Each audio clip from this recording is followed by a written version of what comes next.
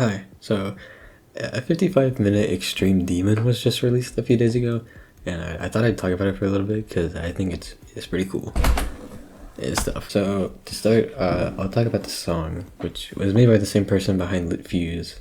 And I thought that was interesting. Given that it's 55 minutes, it's gonna have to change a lot, and it does, but each segment leads into one another pretty smoothly, and ideas and styles from previous segments are brought back later in the song, so it doesn't just feel like a bunch of jumble ideas stretched to 55 minutes. It's cohesive, which is nice. One thing I wish there was less of in the song though is electronic leaning parts. I don't know, I just like when the song uses more, I guess a word is organic instruments like pianos and whatever. The electronic parts honestly just annoy me mostly. That's just how I feel though. But wanna know what I also feel? I feel love in my heart for the visuals and how they represent the song. The first part, as an example, just uses outlines for block deco. It's extremely simple. However, the part gets its flavor from the pulsing. The ground blocks light up white to the piano, and the stuff in the air lights up yellow to the saxophone. I think I'm not good with brass instruments. It's so simple, but I really like it. It'd probably be like my top 5 favorite parts from the whole level, visually and gameplay-ily.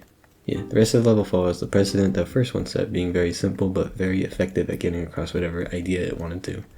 And like, the fact that it's even able to do that can be attributed a lot to the new 2.2 features. Eon really feels like something that could only exist in 2.2. Yeah, you could make 100 different effects for the level, but that would take months and it would run like shit. So in 2.2 you could just put down like a few triggers and mess with them, and in 2.2 you can just put down like a few triggers, mess with them for a little bit, and something for your eyes to look at appears on screen. /POS, by the way. This level seems to really take a liking for the gradient, chromatic, glitch, and split screen triggers. Yeah. I love this part before the climax with all the colors and shiny things. It's probably my favorite looking part. Part at 75% also tickles my brain. Some parts though, kinda don't look appealing at all. Like the two parts that just use old ass basic blocks on a gradient background do not titillate the senses. Still though, the variety and song representation throughout the level is very impressive and really goes to show how simple decoration can still articulate an idea well. Tom Holland, what the fuck?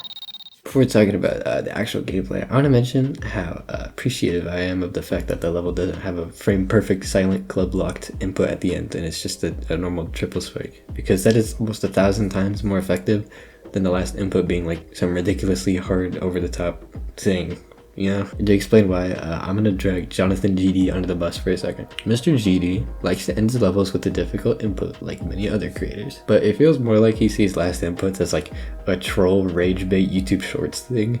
Like, he doesn't understand why putting just a triple spike is so effective. It's not because it's needlessly difficult. I mean, any player who manages to beat like an easy demon will have the timing ingrained in their head. It works because it's really easy to mess up, specifically when you're nervous. Having a super simple but nerve-wracking jump like triple spike at the end of your level doesn't come across as rage bait troll mode. It's a final test of nerve control before the end. Even if it isn't hard at all in comparison to everything else in the level, it's intimidating, and if you let your guard down at all, you're just gonna...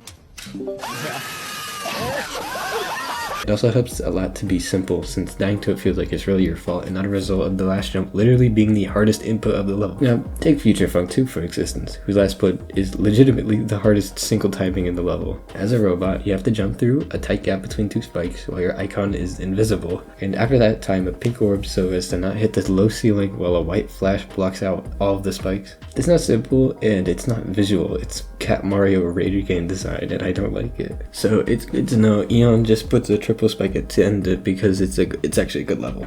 And like, I don't want to be too mean to Jonathan, I am guilty of doing this too, and this level has made me rethink why making a really dumb convoluted final input is stupid. So final verdict, being simple is better. Tangent over. Yippee! Now how does Eon play? Plays fine. I mean, I wouldn't want it to play any other way. It's simple and not really meant to be anything else. There's one segment that I think is pretty bad though, and it's halfway in. The wave and UFO spam part, which is a very interesting gameplay choice for a 55-minute level. Like, the entire level is really good at not making gameplay that requires clicking like every quarter beat of the song, which is really nice and makes it so your hand doesn't melt into mush from playing it. But at the wave part, my hand started to genuinely get tired, and it's also just not fun to play.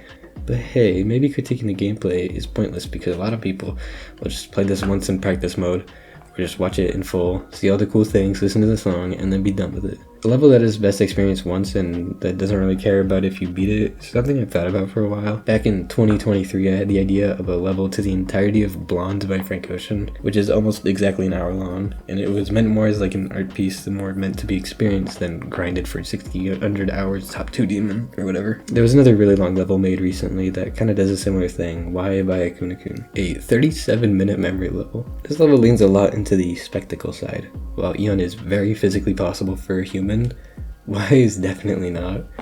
I can't wait to be proven wrong in like 3 years. And I love Y for that, for embracing such an out there idea that is so far out of reach of human capability that it just turned into this thing to just watch unfold on your screen.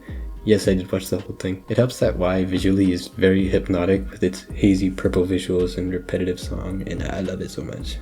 I love it. I think these kinds of art pieces are really interesting, and I hope more extremely long levels get made sometime in the future. But like, what if you did beat Eon, you know?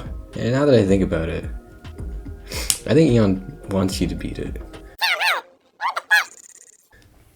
Let me explain. I really think it's all because of the last 10%. If you haven't played or watched Eon, at around 88%, the level becomes a lot faster and a lot more stressful. 50 minutes into the level, by the way. I think this is the reason why Eon feels so special to me, and why I wanted to talk about it. Eon doesn't want you to sit through a 55-minute level just one time. It wants you to die here multiple times. It wants you to repeatedly replay the level just for another chance at the ending. This is a level all about perseverance, and it wouldn't really achieve that if it was just the same 5-star difficulty for the entire 55 minutes. I really like this message, whatever you want to call it. It's similar to Getting Over It, I guess, just like for a comparison. Asking the player how much strain they can endure mentally before they have to opt out. And like, yeah, you could say that about every level, but Eon goes about it in a really special and unique way that the community really hasn't seen yet. Watching Eon play out like a movie, yeah, is great, but beating Eon,